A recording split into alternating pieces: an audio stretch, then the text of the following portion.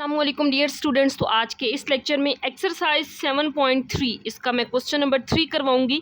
इससे previous lectures में मैं क्वेश्चन नंबर 1 और 2 कंप्लीट करवा चुकी हूं।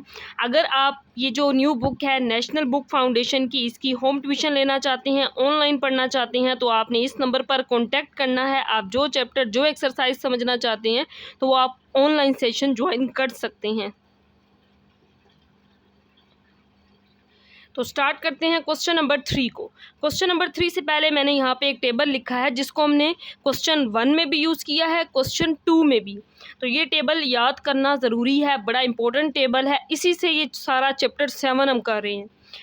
अब इसके अंदर ये कहा गया है अगर थीटा पाई/6 हो। पाई/6 का क्या मतलब है? पाई की वैल्यू अगर मैं 180 पुट कर दूं तो 6 3 आर 18, यानी कि अगर थीटा की वैल्यू डिग्री में देखें 30 डिग्री हो तो इन स्टेटमेंट्स को वेरीफाई करें कि ये दोनों साइड्स एक दूसरे के इक्वल हैं, दोनों का जवाब सेम है। तो यहाँ पे अब हमने 30 पुट करना है, पाई/6 नहीं पुट करना, क्योंकि हमारे पास ये जो टेबल में वैल्यूज़ है ना, हमने 30 45 60 90 इस तरह डिग्री में याद की हुई हैं। तो इस वजह से हमने इसको डिग्री में कन्वर्ट करने के लिए पाई की जगह पे 180 डिग्री ओवर 3 पुट कर देना है। तो आंसर आ जाएगा 6, सॉरी यहाँ 6 था, तो आंसर आ जाएगा 30 डिग्री। अब इसको सिंप्लीफाई करते हैं, तो जहाँ जहाँ दोनों साइड्स पे थीटा है वहाँ पे थीटा की वैल्यू 30 डिग्री पुट कर देंगे, क्योंकि ये जो वैल्यू गिवन है इसका मतलब है थीटा 30 डिग्री है। कैसे है ये मैंने यहाँ पे बता दिया है। अब इसको सिंप्लीफाई कर लेते हैं, तो जहाँ जहाँ थीटा है क्वेश्चन के अंदर वहाँ पे 30 डिग्री पुट कर देंगे। 1 माइनस tan स्क्वायर 30 डिग्री। तो अब यहाँ पे 32 आर, ये तो बन जाएगा tan 60 degree up to tan 30। tan 30 की वैल्यू टेबल में आपने याद की होगी, tan 30 1/√3 होता है। तो हम यहाँ पे पुट कर देंगे 1/√3। 1 माइनस tan 30 1/√3, क्योंकि यहाँ tan स्क्वायर था इस वजह से इस वैल्यू का स्क्वायर ले लेंगे। यहाँ पे tan 60 बन गया, 32 आर। अब tan 60 पे वैल्यू देखेंगे तो tan 60 ये होता है √3 tan 60 पे, तो यहाँ पे पुट कर देंगे √3। अब एक साइड का जवाब तो √3 आ गया है, दूसरी साइड का जवाब भी √3 आए तभी हम कह सकते हैं वेरीफाई हो गया, प्रूव हो गया है कि दोनों साइड्स बराबर हैं। तो अब इसको सिंप्लीफाई कर लेंगे, 2 1 2, ऊपर 2/√3 आ जाएगा। यहाँ पे इसका स्क्वायर ले लेंगे, 1 माइनस 1 का स्क्वायर 1 नहीं आएगा, और √3 का जब स्क्वायर लेंगे तो ये स्क्वायर रूट इस स्क्वायर से कट जाएगा, यहाँ पे सिर्फ 3 रह जाएगा। अब यहाँ पे एलसीएम ले लेंगे, 2/√3 डिवाइडेड बाय 3 माइनस 1/3, यानी कि एलसीएम 3 1 3 माइनस 1 आ जाएगा। 3 माइनस 1 करेंगे तो इसका आंसर आ जाएगा 2/3। यहाँ पे √3 है।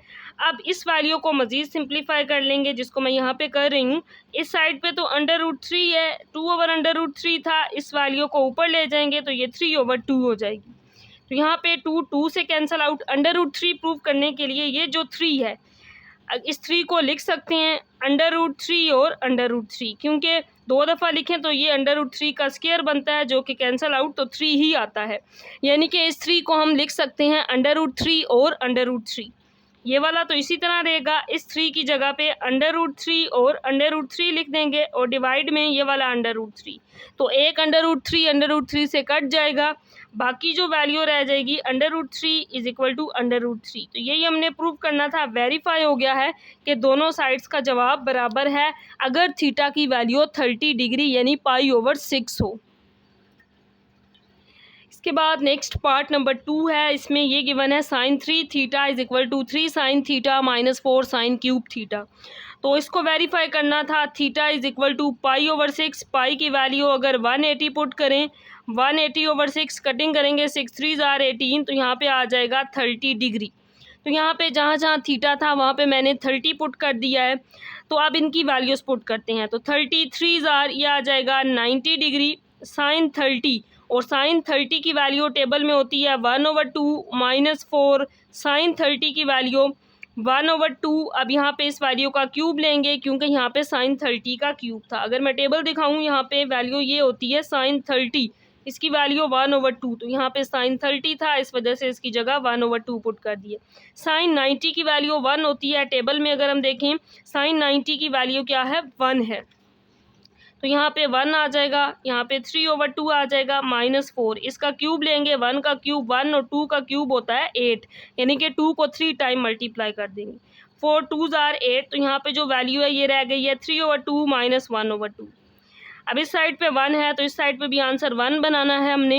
एलसीएम ले लेंगे, 3 - 1, 3 - 1 करेंगे, 2 आ जाएगा डिवाइडेड बाई 2, 2 से कैंसल आउट, सो 1 = 1। तो ये प्रूव हो गया है कि थीटा की वैल्यू अगर π/6 यानी 30 डिग्री हो तो फिर इन दोनों साइड्स का आंसर भी इक्वल है।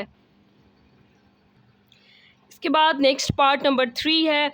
अब इसमें भी जहाँ जहाँ थीटा था मैंने 30 पुट कर दिया है। 32s आर, यहाँ पे आ जाएगा 60 डिग्री। 1 - 2 sin 30, sin 30 की वैल्यू अभी हमने इस क्वेश्चन में भी पुट की है। sin 30 पे होता है 1/2, तो यहाँ पे इसका स्केयर था, इस वजह से 1/2 का स्केयर ले लेंगे। अब यहाँ पे वैल्यू पुट करेंगे cos 60, और cos 60 पे होता है 1/2। 1 - 2, यहाँ पे 1 का स्केयर 1, 2 का स्केयर लेंगे तो 4, 2 1s are 2, 2 2s are 4, तो यहाँ पे 1 - 1/2 रह गया है।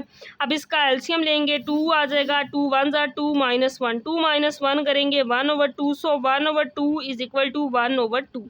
तो ये प्रूव हो गया है कि दोनों साइड्स इक्वल हैं। अब यहाँ पे cos 60, इसकी वैल्यू मैंने पुट की है 1/2। अगर हम टेबल में देखें cos 60 पे होता है 1/2। तो ये टेबल आपने याद कर लेना है, क्योंकि इस टेबल से हमने क्वेश्चन नंबर 1 भी करना है। 2 3 पूरा चैप्टर है जिसमें ये टेबल बार बार यूज़ हो रहा है, तो ये टेबल याद कर लेंगे तो इन वैल्यूज़ को ईजिली हर क्वेश्चन के अंदर पुट कर सकते हैं। इसके बाद नेक्स्ट पार्ट नंबर 4 है, second square theta minus tan square theta = 1। तो थीटा की जगह पे 30 डिग्री पुट कर दिया है। अब सेकंड 30, तो सेकंड कोस का रेसिप्रोकल है, हमें ये पता होना चाहिए cos 30 क्या है।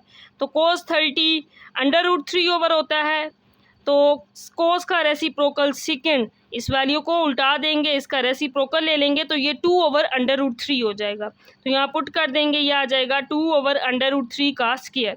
tan 30 पे होता है 1/√3, tan स्क्वायर था इस वजह से इस वैल्यू का स्क्वायर। तो टेबल से मैं ये दोनों वैल्यूज़ दिखा देती हूँ। cos 30 √3/2 था, cos का रेसिप्रोकल सेकंड लिया तो ये 2/√3 हो गया।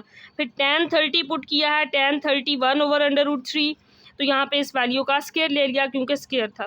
2 का स्क्वायर 4 हो जाएगा, ये स्क्वायर इससे कट जाएगा 4/3। 1 का स्क्वायर लेंगे 1, यहाँ पे ये इससे स्क्वायर रूट को ख़त्म कर देगा, 3 आ जाएगा और यहाँ पे 1 ही रहेगा। तो एलसीएम ले लेंगे, 3 ऊपर 4 - 1 आ जाएगा, 4 - 1 3/3, कटिंग कर देंगे, सो 1 = 1। तो प्रूव हो गया है कि दोनों साइड्स का आंसर इक्वल है। थीटा की वैल्यू अगर π/6 यानी 30 डिग्री हो तो। इसके बाद लास्ट पार्ट है, पार्ट नंबर 5। अब इसके अंदर भी वेरीफाई करना है कि दोनों साइड्स का आंसर इक्वल है। तो थीटा की वैल्यू पुट कर देंगे दोनों साइड्स पे 30। अब कोसेकेंड 30, तो हमें पता है कि कोसेकेंड किसका है, रेसिप्रोकल साइन का। तो हम पहले देख लेते हैं कि साइन 30 पे क्या होता है। साइन 30 पे होता है 1/2। तो कोसेकेंड क्योंकि साइन का रेसिप्रोकल है तो इस वैल्यू को उल्टा देंगे 2/1, जिसको हम 2 भी लिख सकते हैं। तो अब देखते हैं cot 30। tan 30 हमें पता है, tan 30 होता है 1/√3। tan का रेसिप्रोकल होता है cot, तो cot क्या हो जाएगा, √3/1 मीन्स √3। तो इन दोनों वैल्यूज़ को अब यहाँ पे पुट कर देंगे। ये रेसिप्रोकल आइडेंटिटीज़ भी मैंने इस चैप्टर के स्टार्ट में सारी बताई थी। तो कोसेकेंड 30 पे है 2, क्योंकि इसका स्क्वायर है इस वजह से स्क्वायर ले लेंगे। फिर cot 30, तो cot 30 है √3, यहाँ पे इसका स्क्वायर था इस वजह से स्क्वायर ले लेंगे। 2 का स्क्वायर 4 हो जाएगा, 1 प्लस ये इससे कैंसल आउट 3 आ जाएगा, 1 में 3 ऐड करेंगे तो 4, सो 4 = 4। इसका मतलब है दोनों साइड्स का आंसर इक्वल है। अगर थीटा की वैल्यू π/6 या 30 डिग्री हो तो वेरीफाई हो गया है कि दोनों साइड्स का आंसर इक्वल है।